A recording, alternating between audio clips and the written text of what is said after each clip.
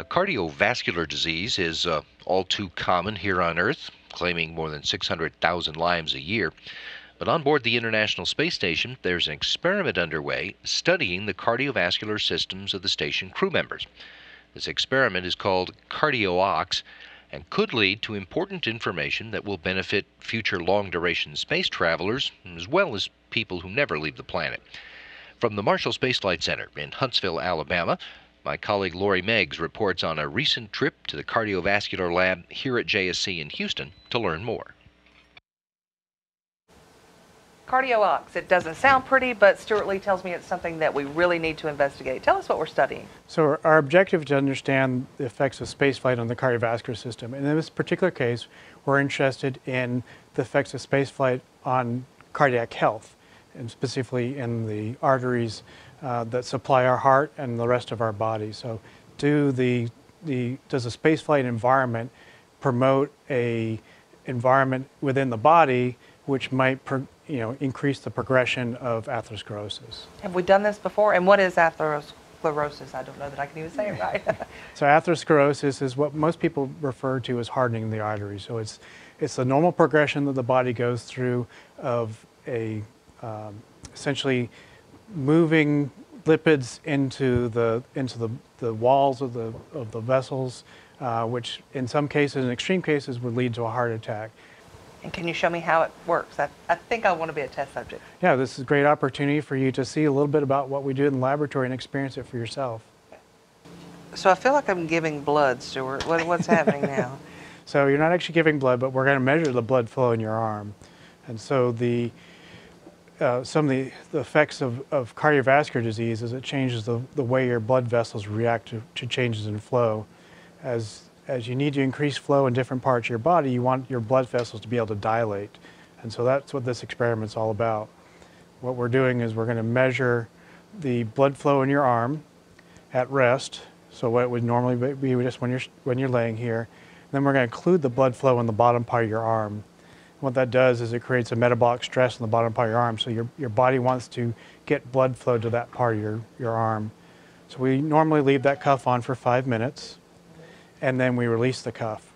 And that causes that rush of blood into the lower part of your arm. And so as I mentioned, the artery in your arm, measuring the brachial artery right now, should vasodilate. It should expand to accept that extra blood. If there's problems with the function in the artery, we won't see that expansion. And that lack of expansion or dilation of the vessel is indicative of the progression or progressing to atherosclerosis. This is a surrogate, essentially, because we can't do this in your heart. It's not very much fun. They do it clinically, but we wanted to do it non-invasively, so we're using the brachial artery as a surrogate for the coronary arteries in your heart. So what are we learning from this?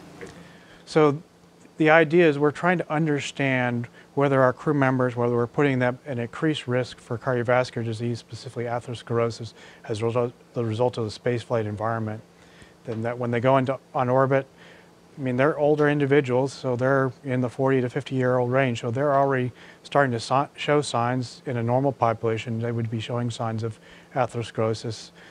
But are we accelerating that process by exposing them to radiation, changes in their diet, additional psychological stress, anything like that, which we would normally associate as a risk factor on the ground for development of cardiovascular disease. The question is, does the spaceflight environment make that worse? Do you think there are stresses more with spaceflight that could lead to cardiovascular disease? So we don't think there's anything that happens in flight. Like, we're not expecting a crew member to have a heart attack just because they go into space. But we're concerned is the long-term health effects, the occupational health outcomes. And so, one of the big issues that we're anticipating is based on some pilot data that was collected in another laboratory, that the amount of oxidative stress and inflammation appears to increase with spaceflight. And those are the precursors to atherosclerosis. Those are usually the first steps to the development of changes in what we call hardening of the arteries or plaque development.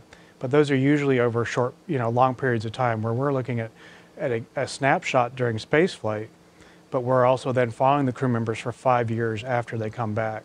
so we get a more long-term picture of their cardiovascular health. So is this strictly for space flight, or will this have Earth applications, what we learn?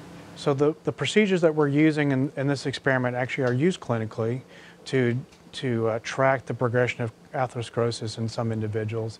It's used in multiple studies looking at population-wide changes, the effectiveness of different interventions to prevent atherosclerosis. And so it's not something that we're actually doing it the opposite. We're taking a technology that is normally used on the ground, and we're taking it to space to study our astronauts. And you're also part of the twin study too, right? That's exactly right. So we're afforded a very unique opportunity to study the twins. The advantage of obviously studying twins is you're essentially studying the same person on the ground and on orbit.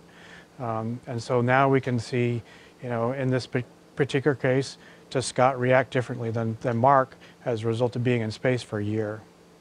Do you mean that they laid here and went through this like I have too? Oh yes, they've both been in here for this experiment. They're very excited to see our results. They learned something about themselves in the process.